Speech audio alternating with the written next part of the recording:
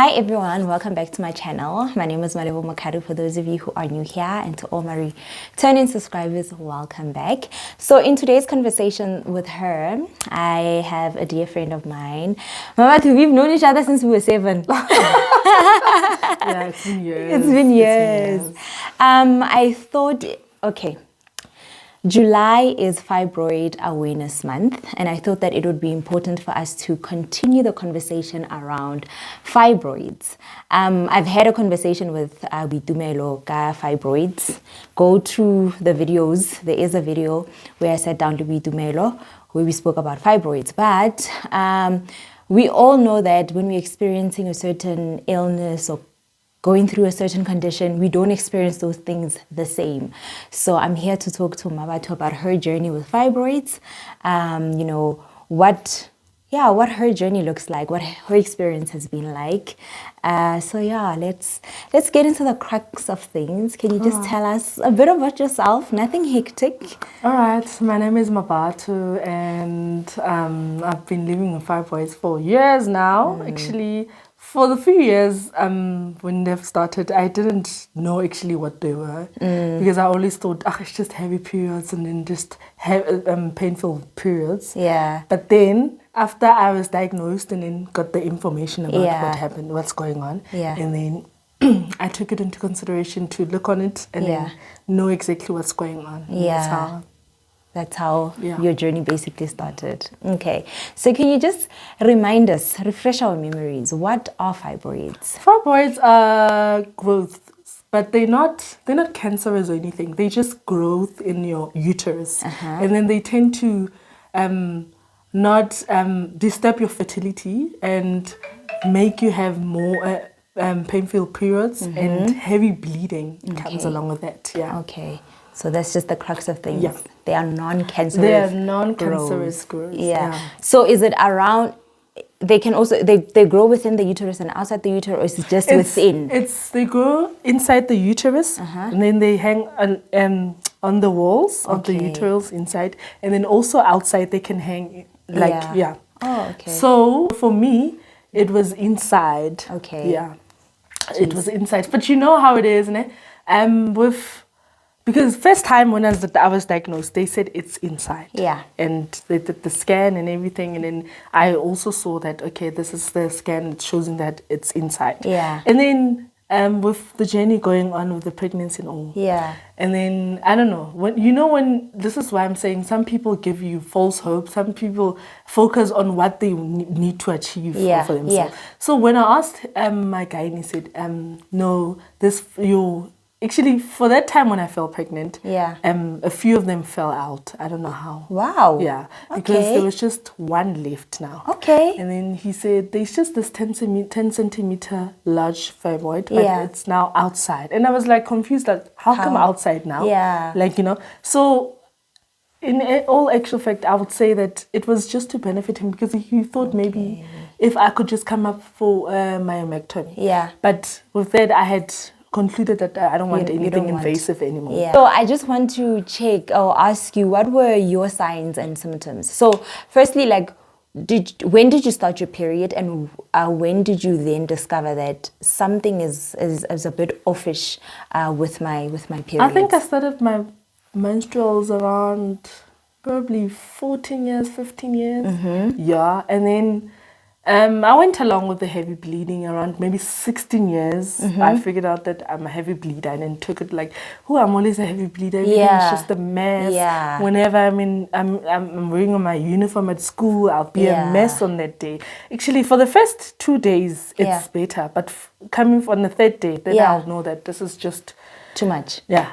It comes with heavy bleeding. It comes with pains. Yeah. Like, excruciating pain. Pains, bad pains, but I got used to it, knowing that this is how my periods are until I think it was around about 2019 or so. Yeah. So imagine so many years. And I remember there was one friend of mine that said, "But this is just not normal. How can you just have so much bleeding?" Yeah. Because with also your sanitary towels, Yeah. I would not use like normal ones. Yeah. I would go for maternity ones. Oh, you know? wow. Yeah, maternity ones, like that I would find you'd find comfortable. Yeah, because with the normal ones, Literally go through a pack in one day. Yeah. It wouldn't, like, even if I had one now with a normal one, everything was, with me having one, it'll just in an hour or 30 minutes. It's a mess. It's a mess. So, and then some people recommended maybe I should try tampons, but with them also, like, they wouldn't help. And I'm that person that is very sensitive. So, I think with the bleeding and everything, sensitivity is the biggest thing ever. So I opted for using maternity sanitary towels, and then I was comfortable. Sure. So since the age of basically like 14, as you said, it has literally just been heavy, painful until 2019. Now I'm what 20s now, late 20s now, and then I go for a scan. No, I really want to know what's going on because I have this heavy periods, heavy bleeding, and then just went there for a scan, and actually, no, I didn't go there for a scan. I actually went there for something. And then they just asked me, what else would you love us to check on you? And I said, you know what? I'm actually suffering from having pains, painful periods. And let's do a scan. Let's do a scan. And then this lady was like to me, oh, you've got fibroids. I'm like, what? And then they gave me a referral later to go check up on them so that I can get help, whether we do a myomectomy or what, to remove them.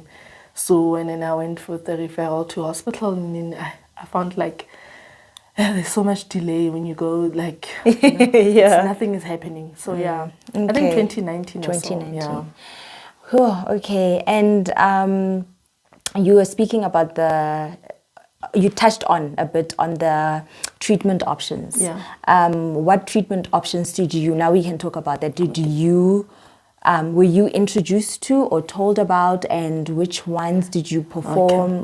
Treatment options that I went for. Firstly, I went, like I told you, I got a referral letter, and then I went to two public hospitals, and then the first one didn't give me so much help, and then I said to them, just give me back my referral letter because let me go get help somewhere. So had I left it there, I wouldn't. You were going to start from scratch. So I was going to start from scratch in another hospital. So then I went to another hospital, and then progress showed because I went in and I was booked for an appointment to have a myomectomy. Okay. It was on the 20th of June 2020 when I had that operation, but sadly, that operation was abandoned because of I went there I actually went there on the 18th. You will go for a checkup and everything so that you can be ready for your operation day. So on the 18th, she said to me, no, you're not going home because your HB,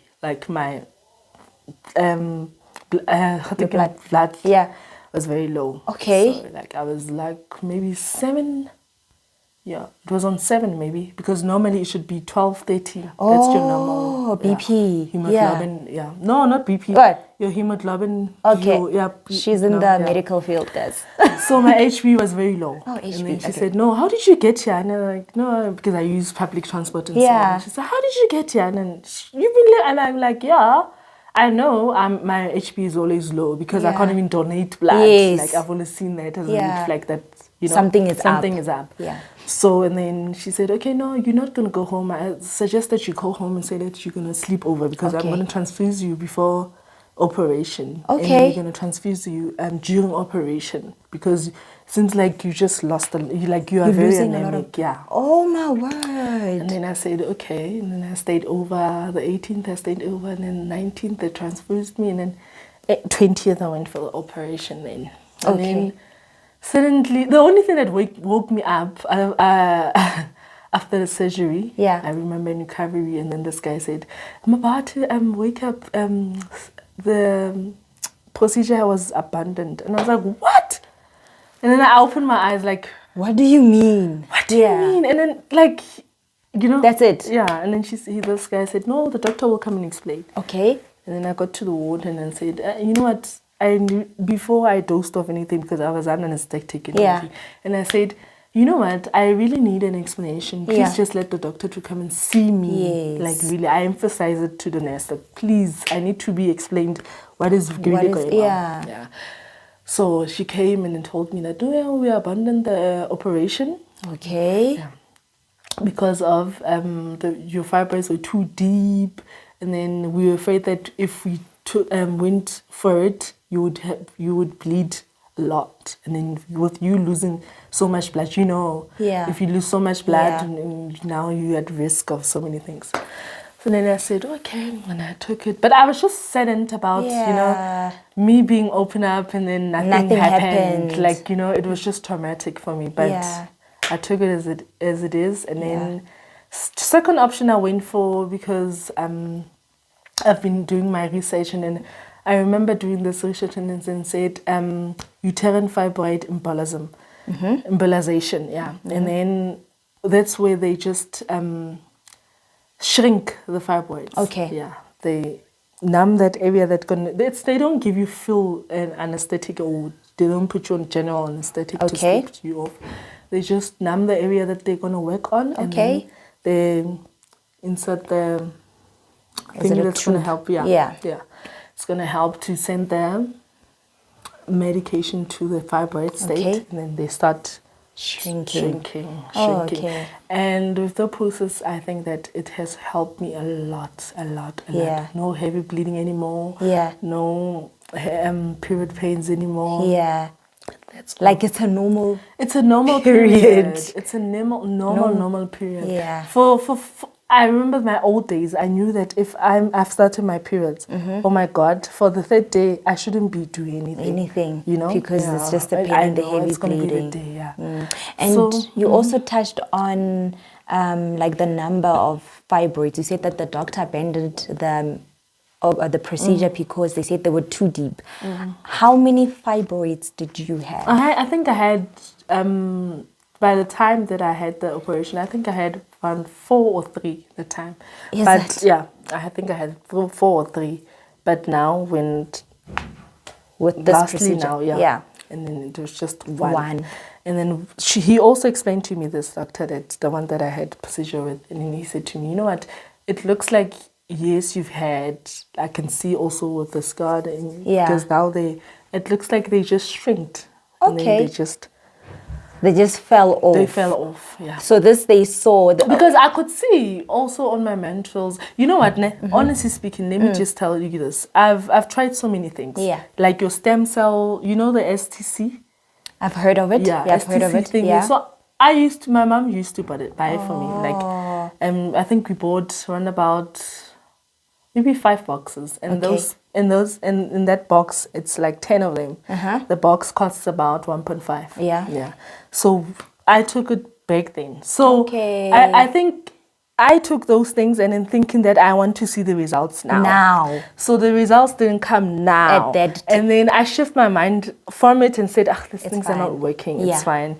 So I think with everything that I did took that time. So I think that over time, it gradually worked. It worked, but it took time. Yeah. And I guess that's the thing with because I sat down and I thought about, let me just think about if because he is the one that asked me, didn't you ever take anything? And I sat down and thought about it. Yeah, actually I remember guava leaves. Yeah. I actually took guava leaves. Yeah. And then boil them and then drink the water. Yes. You see, so I tried so many things. So it's just that they didn't work at the certain time that I was expecting them to work. So over the years, over the months, and then boom, they fell off. Okay. Yeah.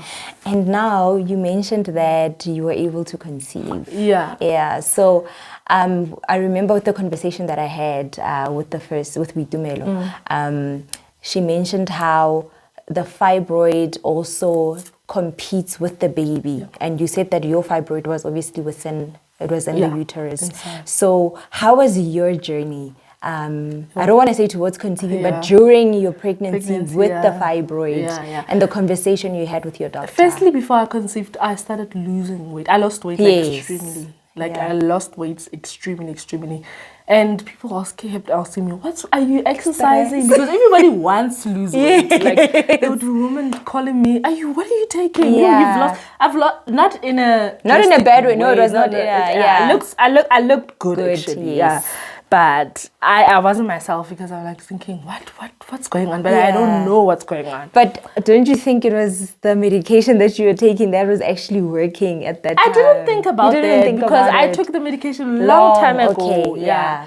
So, and then I thought maybe because I just lost somebody precious to me, my grand. So I thought maybe it's just me having that stress, I don't know, So, and then I took it like that because when everyone asked me, I said, you know what, it's the problems that I have. Yeah. So, and then with the weight loss, and then boom, after a few months, and then I think it was around about June, May. So I'm a person with the fibroids actually. Firstly, came with constipation also. Okay. Sure. So, and then I went along thinking that no, it's just constipation, it's okay, I'll get something for it. No, let me just diet, let me just eat this, and then went along, and then there was this month that I think May 20, I don't know, when 2022. Yeah, 2022. Like it was just the baddest pain ever. And then I was thinking, oh man, why can't I get relieved? Like I feel so bloated all the time. I feel so, and it's starting to show now that I'm bloated because by that time I had lost weight. Yes. Like, even that tummy that I had, it was just flat. So now it's the bloating is showing. Yeah. And then I said, let me just go to the doctor. Okay. And here am I booking a guidance appointment. Okay, let me just go to a guide and check how bad are the fibroids. Because now I think they are causing pressure. Yeah. On my rectal area. And then I decided to go to the gynae, and then gynae, when I get there, she says, no, actually, you're actually expecting. I'm like, no. And then he says, how can you say no? I'm like, I can't be pregnant because, I've always put that on mind. I've been struggling. I wouldn't say struggling, but I've been looking on the point that maybe I might fall pregnant. Looking. Yeah. But you didn't take it too hard. But I didn't take it too hard. Yeah. So I wouldn't say I was practicing anything to, when you want a child, practice and then do this. We get there. I wasn't doing anything. Yeah. So all along I'm like, no, I wouldn't be pregnant. And he said, why? I'm like, I have fibroids. And he said, so who said if you had fibroids you can't conceive? Yeah. And I was like, no, I'm not saying, but I know it's been hard. Coming to my journey of fibroids and everything, I've always had this thing, it's a struggle. Maybe I just need to remove these things first and then pregnancy will come after. That's my thought. Yeah. Because it's not like I brushed the pregnancy off my mind, but I said there's something that I have to do first before become pregnant. So pregnant. Now I'm pregnant and very constipated. Ooh. Very. Now it's not constipation. We are moving on to hemorrhoids now. Oh, that's so bad. That's the most thing that I suffered from the pregnancy. Yeah. But I remember it was very hard. Yeah. So the fibroid didn't disturb the baby's growth, your baby's growth. Nothing. I would just say my baby is just a fighter. Yeah. So sometimes we would look at her as a family and say, "Oh, you stayed with fibroids."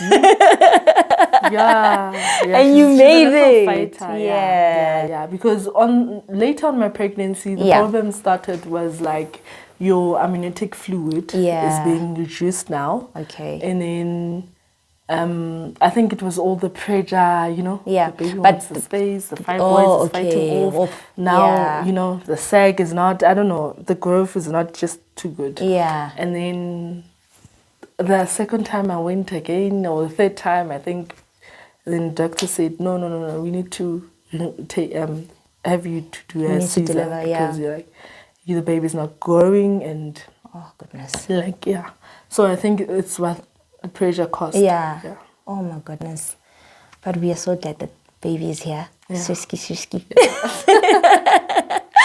And there's a conversation that I want us to have around relaxers, hair relaxers, cleaning products. We won't name them. I know with me, there's certain cleaning products that I till this day, I just cannot use because they make me sick. And when I was doing my research, I found that there are certain products that actually what do I say? They agitate the endometriosis. So what has been your experience with hair relaxers, with cleaning products? Yeah. I know about that. And I wouldn't say, for me, it's not your hair products or anything. For me, mostly because I love cleaning and everything. Yeah. I'm always cleaning and doing things, or washing and doing things. So I'd use your bleach, Yeah. you know, and then That I did a research on it, and then it was said that certain detergents have this chemical. I think it was phthalates or something. Yeah. This chemical is in most of the cleaning products. Yeah. You can't. It's something that it's in most of the cleaning products, so you can't avoid it. Yeah. Because if you need to clean, so and so product has it. So and so product you don't know. And you're telling the truth, because now with the research that I did, so many things like trigger your like it. Let me just say it gives them food. It's like it's their food. Like they feed on the products. You know, when you use them, when you touch them, it's like their smell or whatever that is. They feed on it. The fibroids feed on it, and then they become large. They multiply, and you know. So yeah. that is I Literally, think they feed on it. It's your toilet seat. You've been like cleaning it. You put there some bleach or something, and then you go and then you flush it. These products don't dissolve immediately. At that time. They're still there. Yeah. They're still in your toilet. You come wee, and then they get an entrance in your body, and then that's how. That's You how. get multiples of fibroids in your body growing, in your uterus, growing and growing.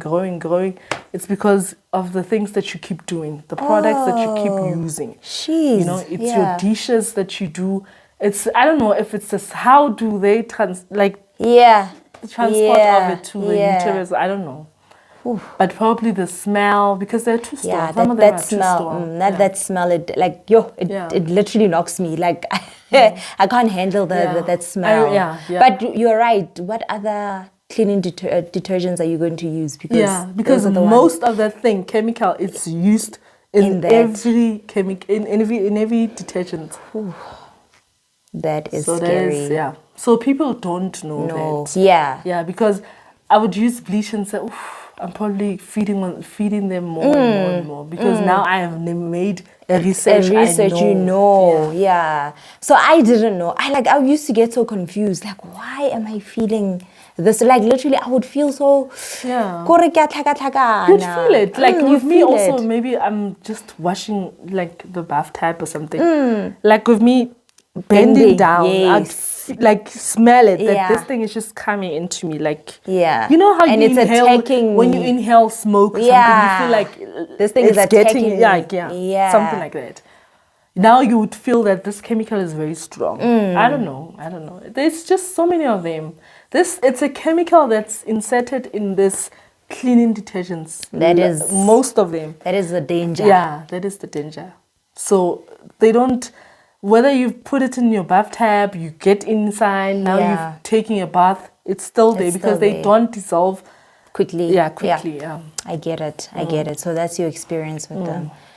Okay, I'll link down the name of that certain thingy, so that we can just all know about it, so that we can just be aware of it. Look, the research on it, that maybe detergents, chemicals that make fibroids worse or something. It will give you the name. So it's not just that is insane. So when you have the knowledge, when you've researched, when you've you know certain foods, that red meat, Oh, red meat is a no-no. I know what it's gonna do Yes. to me. Like so many things. Yeah. So many things. Yo, red meat is a red meat is a no-no. Yeah, I even like so many things. With the pregnancy, with the like everything, with me being sick during the pregnancy and everything, I like there's so many things that even if I have to go to vacation and people like would go to a buffet or something, I have to look onto.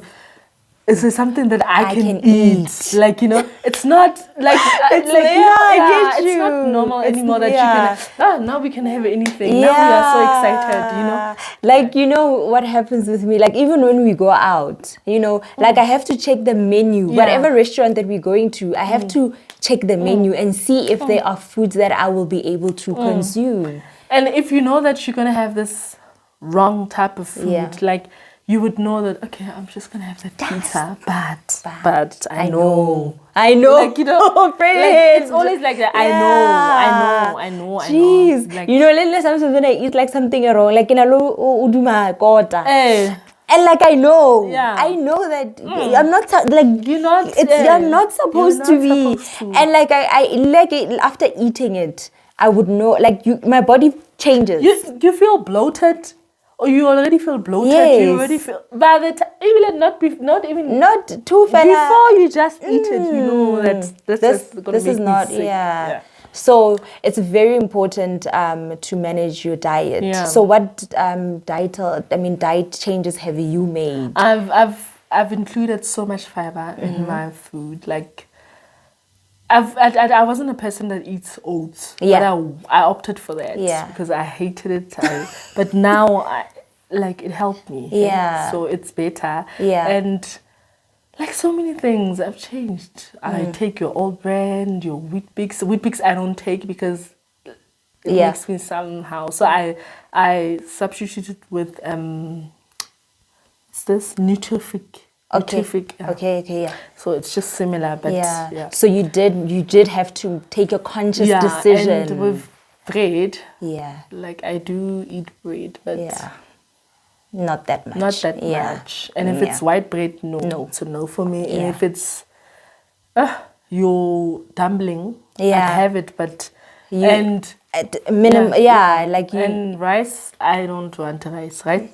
That's the biggest thing that's wrong in my body. Rice, if I have it now, in 2 minutes time, I'll be so bloated. And blocked and everything. Rice, I don't. But the funny thing is, sometimes we make biryani. Yeah. And then, I don't know, if it's the spices inside, it goes along now. It's fine. But if it's just rice, if it's your Sunday dish, rice, the normal way that we cook it, and then your veggies and everything, that's... But isn't it because in the biryani we use a different rice than the one that we have normally? I think that could also be because when I also decided to take a conscious decision to change my diet, when I stopped eating like the normal rice that we grew up eating, and I went to what do you call that rice? Why am I forgetting the name? I'll remember the name. When I started eating that specific rice, that's when I was like, oh, okay, you know. No, just like, let me know about the rice. Because I don't eat rice anymore. I don't eat... Many rice, I've never liked it. Like, and also, it would be... I stopped eating white rice, and also, like, I'll eat brown rice. So that makes it a huge difference as well. Maybe I should try that. Yeah, it makes a huge difference. All right, so tell me now, you spoke about how you took a conscious decision in changing your diet. How do you now maintain your mental health living with fibroids? Because although you've done the procedure now, you did that procedure after birth. What is it? Is it 2 months or 3 months ago? After birth? After birth, yes. And now, but the fibroid is still there. It's just that it's shrinking. Obviously, it's shrinking, and I can see the results. Yeah, I can see the results. It's like I can see the results physically. I can feel the results. Also, like you know. So, how do you maintain your mental health, or how did you maintain your mental health during the procedures that failed? During the journey where you are taking different medication and you felt like nothing is working. How did you maintain your mental health? I don't want to lie to you. It somehow broke me. Yeah. But because I was on a thing that, oh my God, I just want to have just a baby of mine of some sort. Yeah. You've been wanting. Yeah. So, and then after conceiving and also on, and then I said, okay, I learned to see things on a positive hand, saying that, okay, it's not, sometimes it's also saying that you trust God. It's not your way, but His way. Yeah. Because I think with the pregnancy also, let me just not blame the fibroids. Yeah. It was me. I remember I was busy with this certain cause that I was in school. So with all the stress, with all the everything that came with that, I think because stress, you don't just become so free. Your mindset, everything, your body, like it relates to that. If you have stress, it will act towards that. That you know what, we are shutting this down, this thing. Now you are not free. So with me conceiving and all, and I remember with the conceiving how it came also. I had because I qualified, got that course, and then after I took a break. I took a break from studying and just relaxing, work and everything, and how our work is very straining. Like for some point, like I love joking with this and then say, who knows, with all the heavy periods and everything, with the work that we take along, with the work that we are doing, it's probably, maybe I've conceived a lot of times, but now I didn't know. Because that's I didn't know, because by that time I was very strained. It was work and it was everything. Our bodies are not the same.